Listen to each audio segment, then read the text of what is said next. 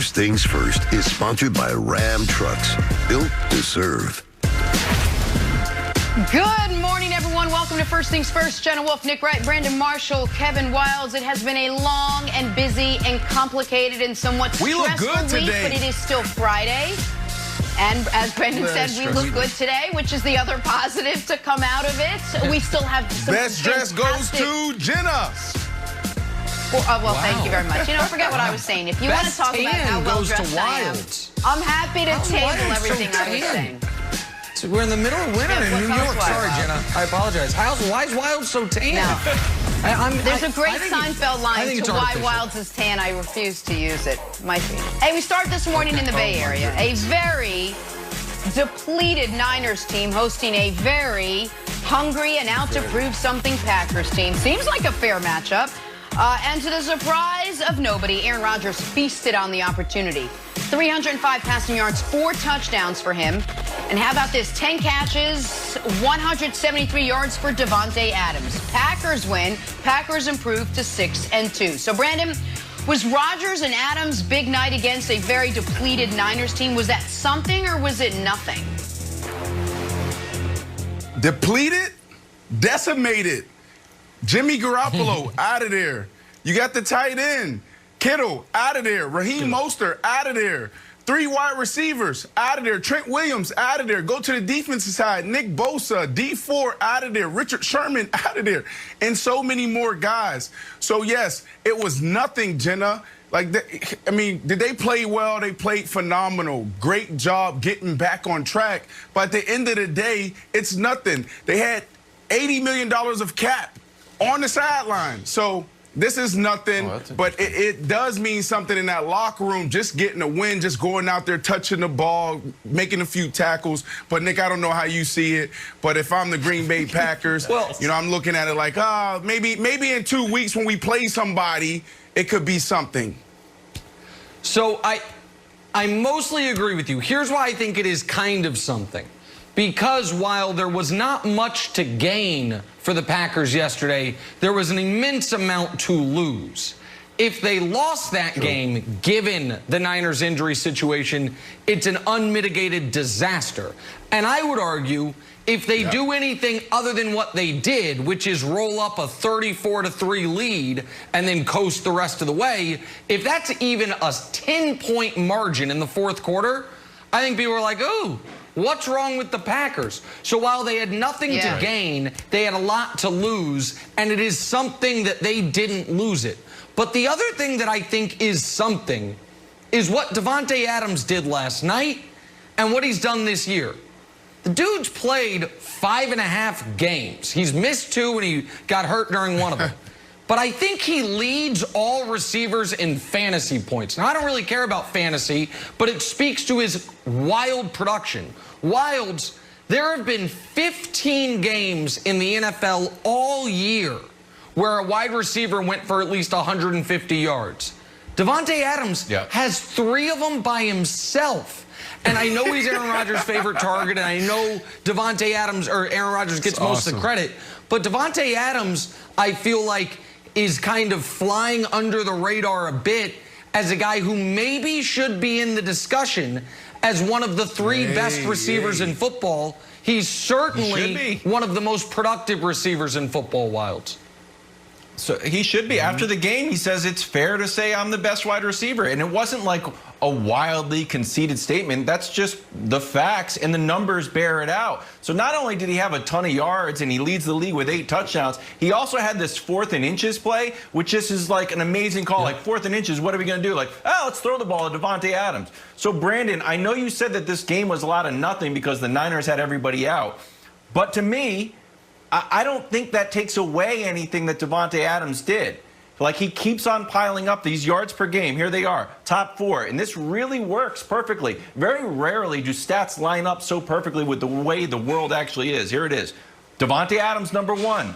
DeAndre, number 2. Julio Jones, number 3. And your buddy DK Metcalf, number 4. Those are the top 4. There's no outliers, nothing weird going on. Just the top 4 wide receivers also lead the league in yards. So do you think, because they played the depleted 49ers, that somehow takes away from his stats? No, not at all. I mean, that's his job. Okay, good. His job is to go out there and produce. Davante Adams, this is no shock to people, to any of us. Davante Adams for the last couple years has been one of the most premier wide receivers in the league. So yes, this is it's not a huge argument. He can easily go down as the best wide receiver in football right now. I like DK Metcalf. Okay, I like DeAndre Hopkins. There's some other guys that we need to throw out there. Even Stephon Diggs is playing lights out. There's only a handful of real #1 wide receivers. We'll get into that possibly next week. But right now, Wilds, you are dead on. This guy's playing phenomenal. And I just want to add one other quick thing, Jenna. I think, yeah, it is a post-weekend tease. Aaron Rodgers this season, and I know you can't take out a game, but aside from the Tampa Bay Bucks game, Jenna, Aaron Rodgers this year has a passer rating of 127 with 24 touchdowns and 0 interceptions. Again, we're halfway through the year. Take out one game. He has 24 touchdowns, 0 interceptions, and a passer rating of nearly 130. It is remarkable production, Jenna.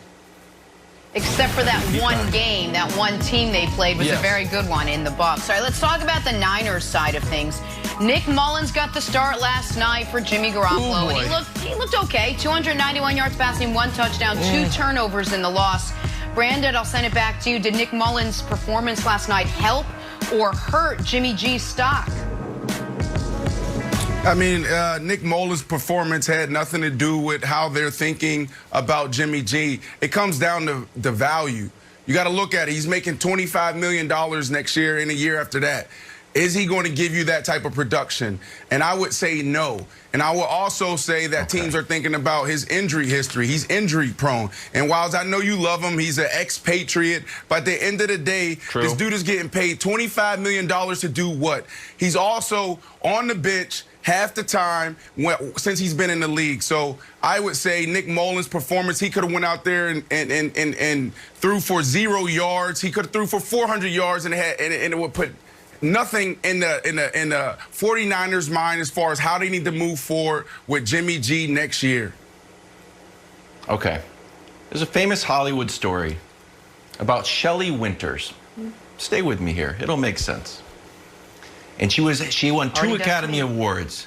And this director wanted to bring her in and say, oh, we want her to audition. She said, okay. She went to the office and she went like this. Bingo, 1 Academy Award. Don't know if you can see it. It's a bottle of water. And then takes out her bag. Bingo, the other Academy Award. That's my audition. Here's Jimmy G's example of that. Since 2017, they are 22-8 when Jimmy G starts. And they are 5-22 when he doesn't start. So what is Jimmy G getting $25 million to do? Win games. And that's what he does. Now you can say like, the guy's got an ankle sprain. Let's just start fresh. Let's start with the kid from BYU. Why don't we put 14-year-old Arch Manning in there and see what he can do? The time is now. Jimmy, you got yourself a great quarterback who wins games. Unless you're playing fantasy and you're mad because he only threw a handful of passes to get you to the Super Bowl. That's the problem, Wilds, I love it, Wilds. Go ahead, Brandon. So real quick, Brandon, you're saying the problem is availability. I'll take it a step further. I think the problem is he's not good. He being Jimmy Garoppolo. I agree with you, Brandon, in this. I don't think Nick Mullins' performance had a huge impact on Jimmy Garoppolo because I think they're evaluating him on his own outside of how Mullins looked. Now, if Mullins had played great and looked awesome, I do think it would have damaged Jimmy because it would have spoke to how maybe set up any quarterback is to succeed in that offense. But I am going to tell you whose stock was improved by Nick Mullins' performance yesterday, which I actually thought was way worse than the numbers. He tried to throw multiple other picks. He looked lost. Like, I think that if you didn't watch the game, the numbers kind of belie how bad he was. You know whose stock was helped by it?